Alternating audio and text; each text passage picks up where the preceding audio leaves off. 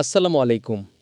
আজকে আপনাদের সাথে আলোচনা করব রাসূল সাল্লাল্লাহু আলাইহি ওয়াসাল্লামের জীবনী গ্রন্থ আর রাহিকুল মাখতুম বইয়ের ১০ম পর্ব নিয়ে। আজকের বিষয় হচ্ছে কুসাইয়ের শাসন। তো চলুন শুরু করা যাক। কুসাই সম্পর্কে বলা হয়েছে, তিনি যখন মায়ের কোলে ছিলেন তখন তার পিতার মৃত্যু হয়। এরপর তার মা বনু উশরা গোত্রের রাবিয়া বিন হারাম নামক এক ব্যক্তির সাথে বিবাহবন্ধনে আবদ্ধ হন। এ গোত্র শাম রাজ্যের কোনো এক অঞ্চলে বসবাস করত। সুতরাং কুসাইয়ের মা কুসাইকে সাথে নিয়ে সেখানে চলে যায়। বয়ঃপ্রাপ্তির পর কুসাই মক্কার অভিভাবক কুসাই হুলাইলের কন্যা হোবাকে বিয়ে করার প্রস্তাব দিলে সে তা মঞ্জুর করে এবং উভয়ে বিবাহবন্ধনে আবদ্ধ হয়ে যান।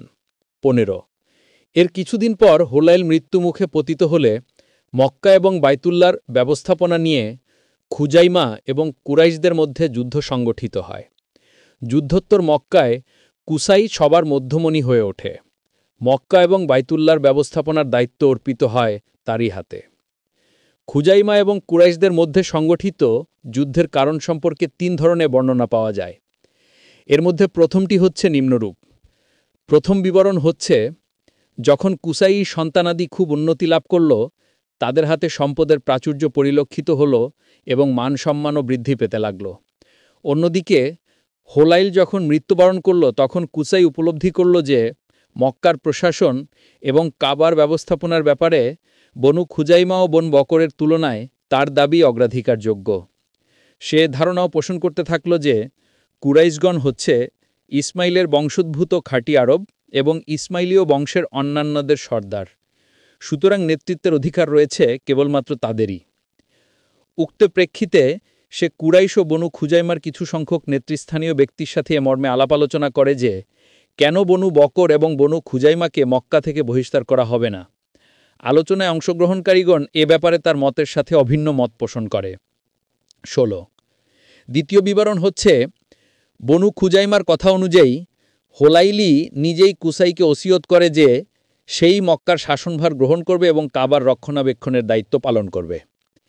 তৃতীয় বিবরণ হচ্ছে, হোলাইল তার কন্যা হোবার হাতে বাইতুল্লার ব্যবস্থাপনার দায়িত্ব ন্যস্ত করেন এবং আবু গিরমান খুজাইকে তার প্রতিনিধি নিযুক্ত করেন। হোবার প্রতিনিধি হিসেবে আবু গিরমান খুজাই হয়ে যায় কাবার দায়িত্বশীল ব্যক্তি। এদিকে হোলাইল যখন মৃত্যুবরণ করে তখন কুসাই ১ মশক মদের বিনিময়ে আবু গিরমানের নিকট থেকে কাবার ব্যবস্থাপনার অধিকার ক্রয় করে নেয়।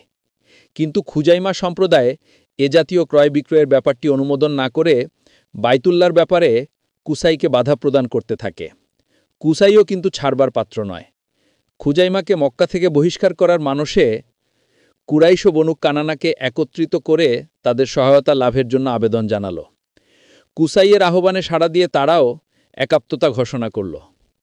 কারণ যেটাই হোক, ঘটনার রূপটি ঠিক এরকম যে হুলাইল যখন মৃত্যুবরণ করল, সুফা তখন তাই করতে চাইল যা সে সর্বদাই করে আসছিল। কুসাই তখন কুরাইশ এবং কানানার লোকজনের সাথে নিয়ে আকাবার যে স্থানে তারা সম্মিলিত হয়েছিল সেখানে উপস্থিত হয়ে বলল, খানায় কাবার ব্যবস্থাপনার দায়িত্ব পালনের জন্য তোমাদের তুলনায় আমরা অধিকতর যোগ্য এবং আমাদের দাবি অগ্রাধিকারযোগ্য।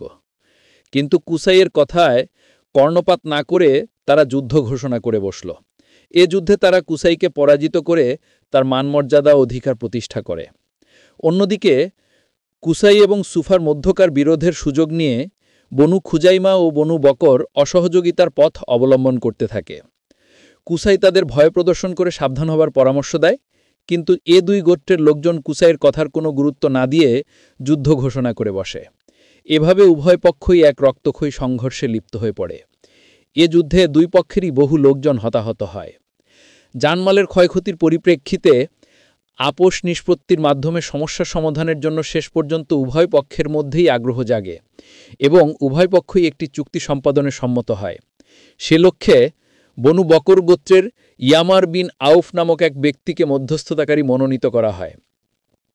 সমস্যার সকল দিক পর্যালোচনা করে সে রায় দেয় যে মক্কার শাসনভার এবং বাইতুল্লার ব্যবস্থাপনার ব্যাপারে খুজাইমার তুলনায় কুসাই অধিকতর যোগ্যতার অধিকারী। এর সাথে সে আরও রায় প্রদান করে যে এ যুদ্ধে কুসাই যত রক্তপাত ঘটিয়েছে তার সবই অর্থহীন এবং পদদলিত বলে ঘোষণা করছিল।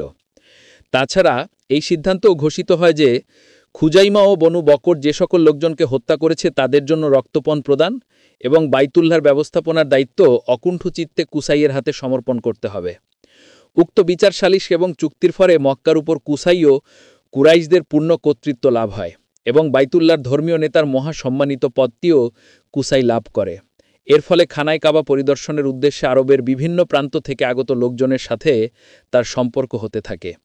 মক্কার উপর কুসাইল আধিপত্যের ঘটনা সংঘটিত হয়েছিল খ্রিস্টীয় ৫ম শতকের মাঝামাঝি, অর্থাৎ ৪৪০ খ্রিস্টাব্দের কোনো এক সময়ে।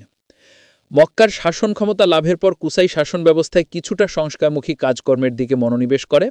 মক্কার আশেপাশে বসবাসরত কুরাইশগণকে মক্কায় নিয়ে এসে সে পুরো শহরটাকে তাদের মধ্যে বণ্টন করে দেওয়ার মাধ্যমে প্রত্যেক বংশের লোকজনের বসবাসের জন্য যথাযথ স্থান নির্ধারণ করে দেয়। তবে যারা হারাম মাসকে আগে পিছে করত তাদের এমনকি আলে সফওয়ান, বনু আদওয়ান এবং বনু মুর্রা বিন আউফ প্রভৃতি গোত্রের লোকজনকে তাদের স্ব স্থানে বহাল রাখে। কারণ কুসাই মনে করতেন এ সকল কাজ ও ধর্মকর্মের অন্তর্ভুক্ত এবং এই ব্যাপারে রদবদল করা ঠিক নয়। এই পর্বটি আপনাদের কাছে কেমন লেগেছে তা অবশ্যই লাইক করে কমেন্টসে জানাবেন। আর রাহিকুল মাখতুম বইয়ের পরবর্তী পর্বগুলো পেতে সাবস্ক্রাইব করে আমাদের সাথেই থাকুন। ধন্যবাদ। আসসালামু আলাইকুম।